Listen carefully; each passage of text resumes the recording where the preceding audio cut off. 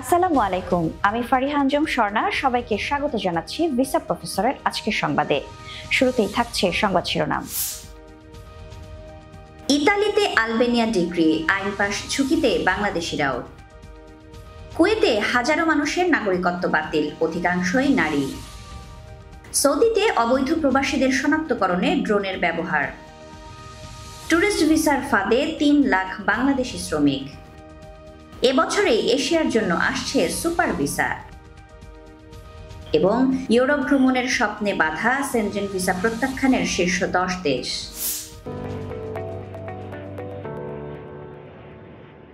এতক্ষণ শিরোনাম শুনছিলেন, এবারে থাকছে বিস্তারিত। ইতালিতে অবৈধ অভিবাসীদের আলবেনিয়া স্থানান্তরের প্রক্রিয়া এখন থেকে আইনি কাঠামোর অধীনে পরিচালিত হওয়ার সিদ্ধান্ত নিয়েছে দেশটির সরকার।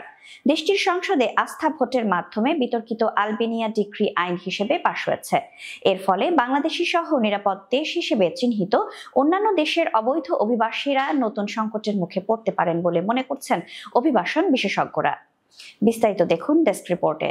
ইতালির পার্লামেন্টে স্থানীয় সময় বুধবার অনুষ্ঠিত এক আস্থা ভোটে প্রধানমন্ত্রী জর্জিয়া মেলোনির সরকার অভিবাসন ইস্যুতে একটি বিতর্কিত প্রস্তাব পাশ করে। ১৪৭ জন সংসদ সদস্যের মধ্যে ৯০ জন প্রস্তাবের পক্ষে এবং ৫৬ জন বিপক্ষে ভোট দেন, একজন ভোটদান থেকে বিরত থাকেন। এই প্রস্তাব অনুযায়ী অবৈধভাবে ইতালিতে প্রবেশকারী অভিবাসীদের আলবেনিয়ায় পাঠিয়ে সেখানে তাদের আশ্রয় আবেদন যাচাই বাছাই করা হবে। প্রস্তাবটি প্রায় ১ সপ্তাহ আগে আনুষ্ঠানিকভাবে সংসদে উত্থাপন করে মেলোনির সরকার। প্রস্তাব অনুসারে আলবেনিয়ার মাটিতে ইতোমধ্যে নির্মিত অভিবাসী কেন্দ্রগুলোতে অভিবাসীদের পাঠানো হবে। সেখানে মাত্র ৭ কর্মদিবসের মধ্যে তাদের আবেদন নিষ্পত্তি করা হবে। যদি আবেদন গ্রহণযোগ্য হয় তবে তাদের পুনরায় ইতালিতে প্রবেশের অনুমতি দেওয়া হবে, অন্যথায় নিজ নিজ দেশে ফেরত পাঠানো হবে। ইতালির প্রধানমন্ত্রী জর্জিয়া মেলোনি এই আইনকে মানব পাচার বিরোধী লড়াইয়ে একটি উল্লেখযোগ্য পদক্ষেপ হিসেবে উল্লেখ করেন। তবে আইনটি শুরু থেকেই বিতর্ক ও আইনি চ্যালেঞ্জের মুখে পড়ে। রোমের আপিল বিভাগ সহ ইতালির বিভিন্ন আদালতের মতে ইউরোপীয় আইন অনুযায়ী ভূমধ্যসাগর থেকে উদ্ধার হওয়া অভিবাসীদের আশ্রয় আবেদন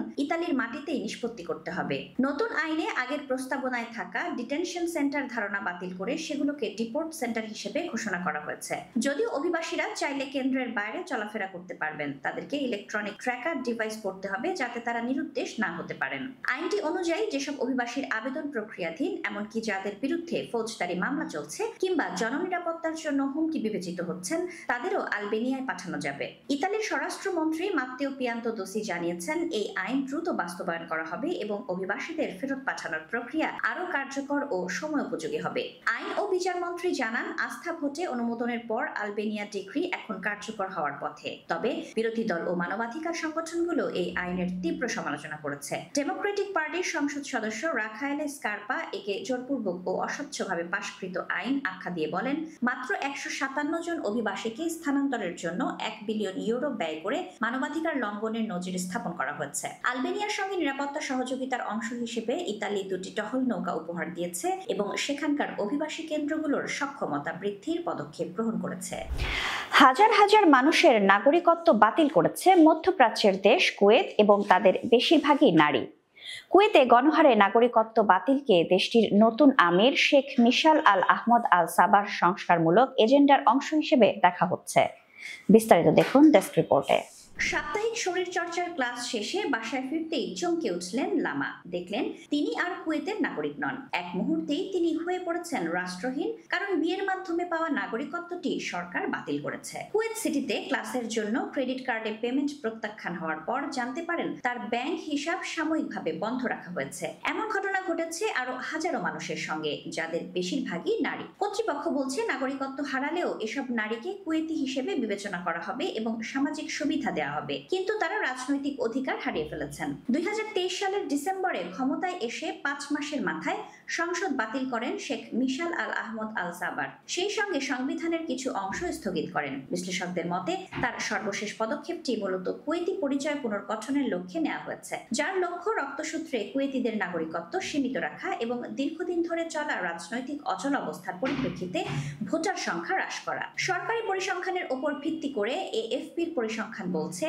কুয়েতে গত আগস্ট থেকে নাগরিকত্ব হারানো মানুষের সংখ্যা 37,000 ছাড়িয়েছে, যাদের মধ্যে অন্তত 26,000 নারী। যদিও গণমাধ্যমগুলো বলছে প্রকৃত সংখ্যা আরো অনেক বেশি হতে পারে। কুয়েত ইউনিভার্সিটির ইতিহাসের সহকারী অধ্যাপক বদর আল সাইফ বলেন, এত বড় আকারে নাগরিকত্ব বাতিল কুয়েতের ইতিহাসে নজিরবিহীন। সাম্প্রতিক অভিযানে বিয়ের মাধ্যমে পাওয়া নাগরিকত্ব বাতিল করা হয়েছে, যা কেবল নারীদের জন্য প্রযোজ্য।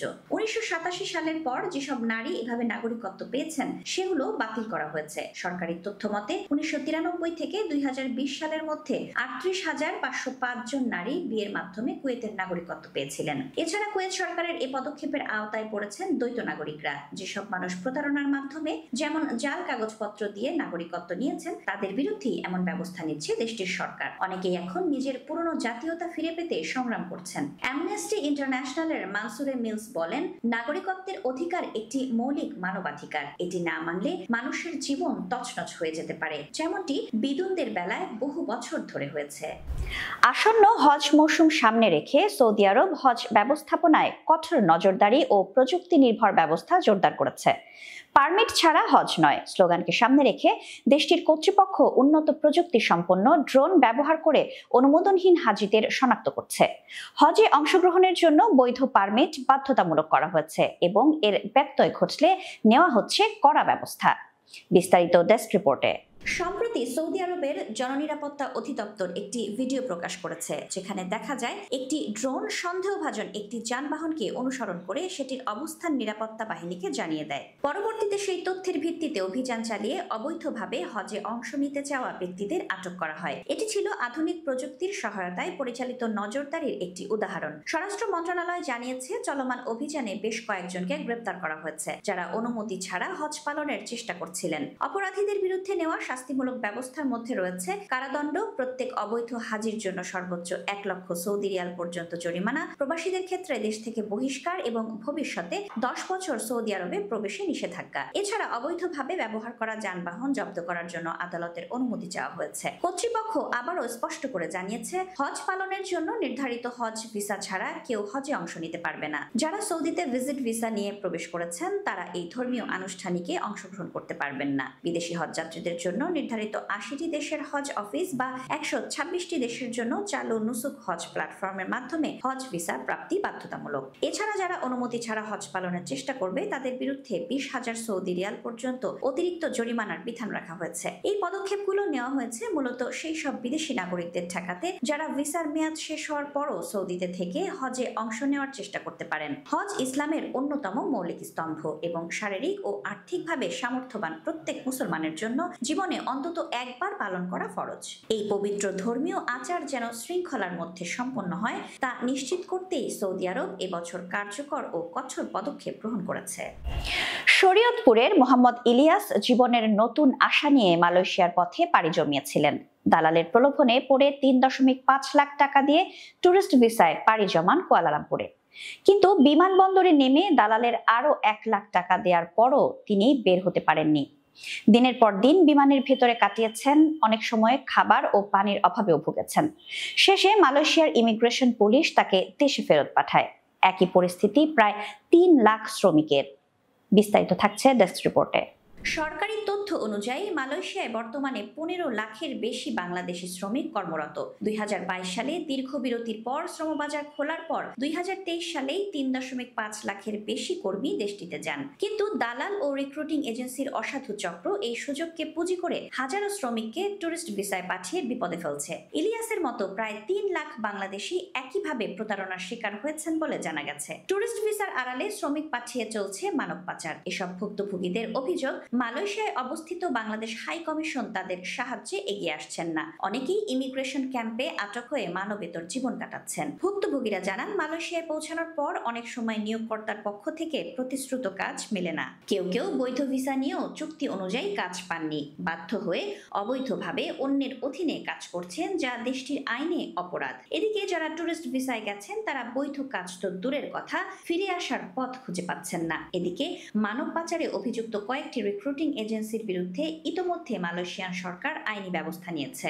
আফিয়া ওভারসিজের মালিক আলতাফ খানের বিরুদ্ধে মামলা হয়েছে এবং পাসপোর্ট জব্দ করা হয়েছে। জানা গেছে অন্তত 10টি রিক্রুটিং এজেন্সি এই ধরনের অনিয়মে জড়িত। একই সঙ্গে টেকনাফ, কক্সবাজার ও পটুয়াখালী উপকূল থেকে নৌপথেও বহু শ্রমিককে পাচার করা হচ্ছে। বিশেষজ্ঞরা বলছেন, অবৈধ শ্রম অভিবাসনের কারণে দুই দেশেই সুনাম ক্ষুণ্ণ হচ্ছে। শ্রমবাজার সচল রাখতে এবং শ্রমিকদের সুরক্ষায় বাংলাদেশ ও মালয়েশিয়া সরকারকে যৌথভাবে কঠোর মনিটরিং এর আওতায় আনতে হবে রিক্রুটিং এজেন্সিগুলোর কার্যক্রম। পাশাপাশি দালাল চক্রের বিরুদ্ধে আইনানুগ ব্যবস্থা গ্রহণ জরুরি।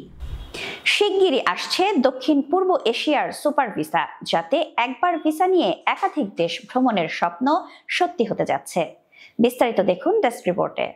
কল্পনা করুন, একটিবার ভিসা নিয়ে থাইল্যান্ডের সোনালী সৈকত থেকে শুরু করে মালয়েশিয়ার সুস্বাদু রাস্তাঘাটের খাবার খেতে পারবেন। তারপর চলে যাবেন ভিয়েতনাম বা ফিলিপাইনে। আর প্রতিবার ভিসার জন্য ঝামেলা নেই, বারবার স্ট্যাম্প করানোরও দরকার নেই। দক্ষিণ পূর্ব এশিয়ার আসিয়ান দেশগুলো এখন এমন একটা সুপার ভিসা নিয়ে কাজ করছে যা ইউরোপের সেনজেন ভিসার মতো হবে। এই ভিসা থাকলে আপনি 7টি আসিয়ান দেশের মধ্যে ঘুরতে পারবেন। এক দেশ থেকে আরেক দেশে যাতায়াত হবে খুব সহজ, আর ভিসা নিয়ে ঝামেলা থেকে মুক্তি। এখনো পুরো আসিয়ান অঞ্চলের 10টি দেশের মধ্যে 7টি দেশের সঙ্গে এটা প্রথম ধাপে আনার পরিকল্পনা করা হচ্ছে।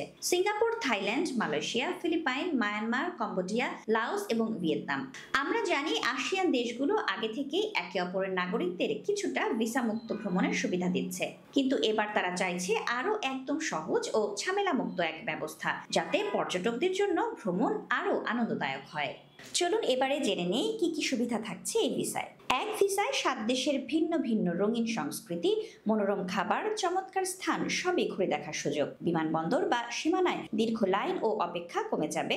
সড়ক ভ্রমণ, সমুদ্র যাত্রা, ঐতিহ্যবাহী উৎসব উপভোগ করা যাবে অনেক সহজে। পর্যটন ব্যবসার জন্য নতুন সুযোগ সৃষ্টি হবে, যা ওই অঞ্চলের অর্থনীতির জন্য বড় সুবিধা। বিলাসবহুল হোটেল আর মাইশেলিন স্টার রেস্টুরেন্ট সহ বিশেষ প্যাকেজও আসতে পারে। দক্ষিণ পূর্ব এশিয়া পর্যটনে প্রতিনিয়ত দ্রুত বেড়ে চলেছে। থাইল্যান্ড আর মালয়েশিয়া বছরে 90 বিলিয়ন মার্কিন ডলার পর্যন্ত পর্যটন আয় করে। এই সুপার ভিসা হলে তাদের পর্যটক সংখ্যা আরো গুণ বেড়ে যাবে। সব ঠিক থাকলে 2025 সালের শেষ নাগাদ বা 2026 সালে আমরা এই ভিসা পেয়ে যাব। 2026 সালে ম্যানিলায় আসিয়ান সামিটও অনুষ্ঠিত হবে, যা এই উদ্যোগকে আরো এগিয়ে নেবে। একবার ভিসা নিয়ে পুরো দক্ষিণ পূর্ব এশিয়া জুড়ে ঘোরাঘুরি, নতুন অভিজ্ঞতা আর অজানা খাবারের স্বাদ নেওয়া এখন আর দূরত্বের গল্প নয়, এটা একদম কাছাকাছি সময়ের ব্যাপার। সম্প্রতি ইউরোপীয় কমিশন 2024 সালের ভিসা প্রত্যাখ্যান সংক্রান্ত একটি পরিসংখ্যান প্রকাশ করেছে। এতে দেখা যায় সেনজেন দেশগুলোতে মোট 1,17,00,000-এর বেশি আবেদন জমা পড়ে, যার মধ্যে 14.8% আবেদন প্রত্যাখ্যান করা হয়। বিস্তারিত দেখুন ডেস্ক রিপোর্টে। যেসব দেশে ভিসা প্রত্যাখ্যানের হার বেশি, সেই দেশগুলোতে আবেদন না করে ভিসা পাওয়ার সম্ভাবনা বাড়াতে পারে। ভিসা প্রত্যাখ্যানের হারে শীর্ষ 10 দেশ: মাল্টা 45,578 আবেদন, প্রত্যাখ্যান 16,905, প্রত্যাখ্যান হার 38.5%। এস্তোনিয়া 12,125 আবেদন, প্রত্যাখ্যান 3,291, প্রত্যাখ্যান হার 27.2%। স্লোভেনিয়া 18,171 আবেদন, প্রত্যাখ্যান 4,417, প্রত্যাখ্যান হার 24.5%। সুইডেন 1,88,623 আবেদন, প্রত্যাখ্যান 44,576, প্রত্যাখ্যান হার 24.0%। ডেনমার্ক 1,32,158 আবেদন, প্রত্যাখ্যান 31,013, প্রত্যাখ্যান হার 23.7%। ক্রোয়েশিয়া 42,165 আবেদন, প্রত্যাখ্যান 8,003, প্রত্যাখ্যান হার 19.3%। পোল্যান্ড 1,11,538 আবেদন, প্রত্যাখ্যান 19,277, প্রত্যাখ্যান হার 17.2%। ফ্রান্স 30,72,728 আবেদন, প্রত্যাখ্যান 4,81,139, প্রত্যাখ্যান হার 15.8%। চেক প্রজাতন্ত্র 1,50,629 আবেদন, প্রত্যাখ্যান 23,735, প্রত্যাখ্যান হার 15.8%। ভিসার জন্য আবেদন করার আগে এসব পরিসংখ্যান বিবেচনায় রাখা যে কোনো ভ্রমণ প্রেমীর জন্যই গুরুত্বপূর্ণ হতে পারে। এই ছিল আজকের সংবাদ। মধ্যপ্রাচ্য এবং ইউরোপের বিভিন্ন দেশে কাজের ভিসা নিয়ে যেতে যোগাযোগ করুন ভিসা প্রফেসরের সঙ্গে। আমাদের ঠিকানা সড়ক 12, বাড়ি 12, lift 5, DIT project, Merul Badda, Dhaka. আমাদের বিষয় আরও জানতে ভিজিট করুন www.visaprofessor.org। এছাড়াও প্রবাসী এবং প্রবাসগামীদের সমস্যা ও সম্ভাবনার সংবাদ জানতে ভিজিট করুন www.visanews24.com। দর্শক, ভিসা সংক্রান্ত যাবতীয় তথ্য জানতে সাবস্ক্রাইব করুন ভিসা প্রফেসর ইউটিউব চ্যানেল এবং লাইক দিন নোয়া ভিশন ও ভিসা প্রফেসর ফেসবুক পেজে।